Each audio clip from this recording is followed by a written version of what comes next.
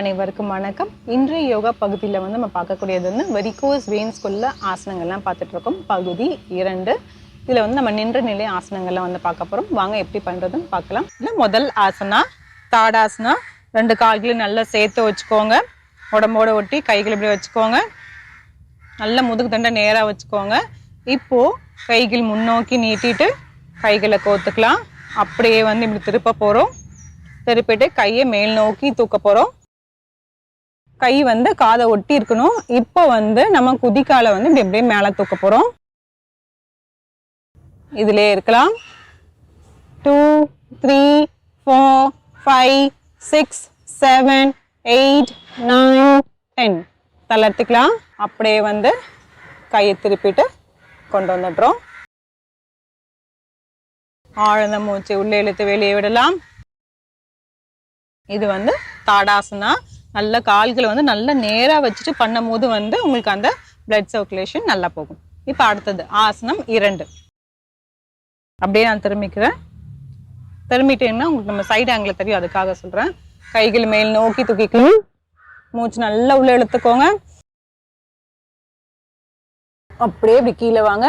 பொறுமையாக அப்படி கீழே இங்கே பெண்ட் பண்ணும் போது குனியும் போது உங்களுக்கு இந்த இடத்துல இருந்து நல்லா அப்படி பெண்ட் பண்ணுங்க.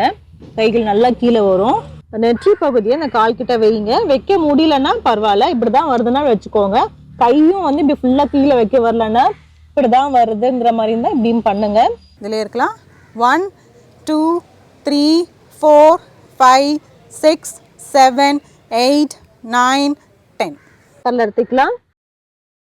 இப்படி முன்னாடி குனியும் போதே உங்களுக்கு தெரியும் இந்த இடத்துல இருந்து இழுக்கும். இந்த இடத்துல இருந்து இந்த இடம் வரைக்கும் ஃபுல்லாவே நல்லா இழுக்கும். அதுக்காக வந்து நம்ம நல்லா வந்து முன்னாடி வந்து குனிகிறோம்.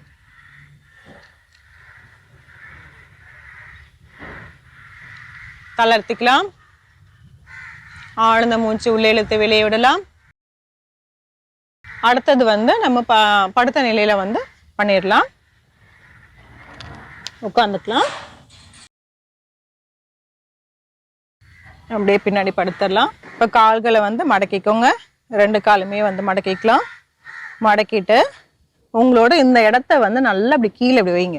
நல்லா அப்படி வச்சுட்டு உங்களோட கைகளில் வந்து உங்களோட பட்டில் அப்படி வச்சுக்கோங்க.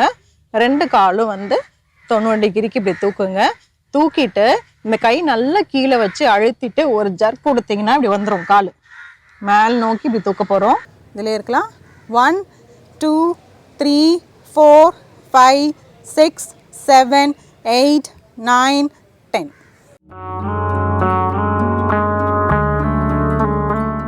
1 2 3 4 5 6 7 8 9 10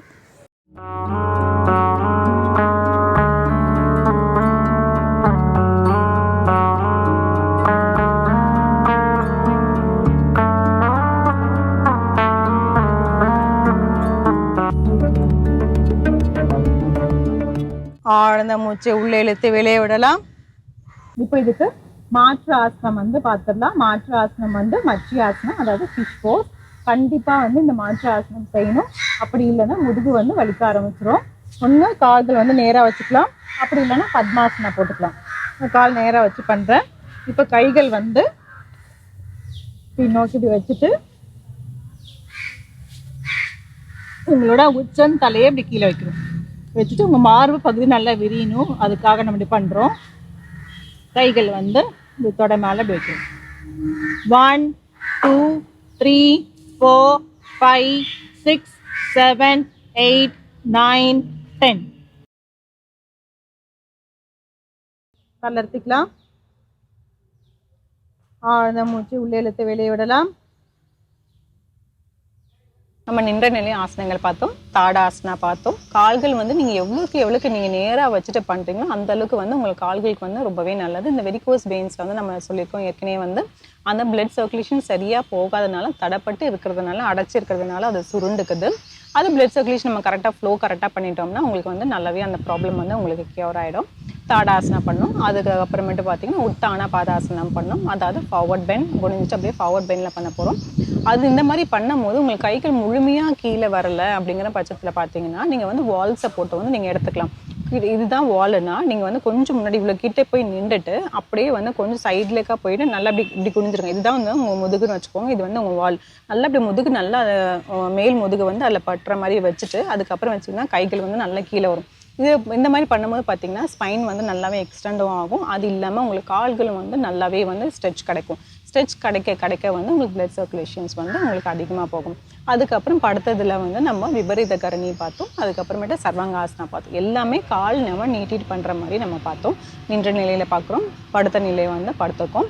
இந்த விபரீத கரணி அப்படியே தூக்க முடியல. இப்போ வயது அதிகமாக இருக்குது, ஒரு 40-50 வயசில் இருக்குன்னா என்னால் தூக்க முடியல. சில பேர் அந்த ஏஜ்லேயும் தூக்கிடுறாங்க. சில பேருக்கு தூக்க முடியல, ரொம்ப கனமாக இருக்கேன், வெயிட் அதிகமாக இருக்குது, அந்த மாதிரியும் பார்த்தோன்னா தூக்க முடியலன்னா இதுக்கும் நீங்கள் வந்து வால் சப்போர்ட் எல்லாமே எடுத்துக்கலாம். இங்கே வந்து என்னால் வால் சப்போர்ட்டை வச்சு என்னால் காமிக்க முடியல.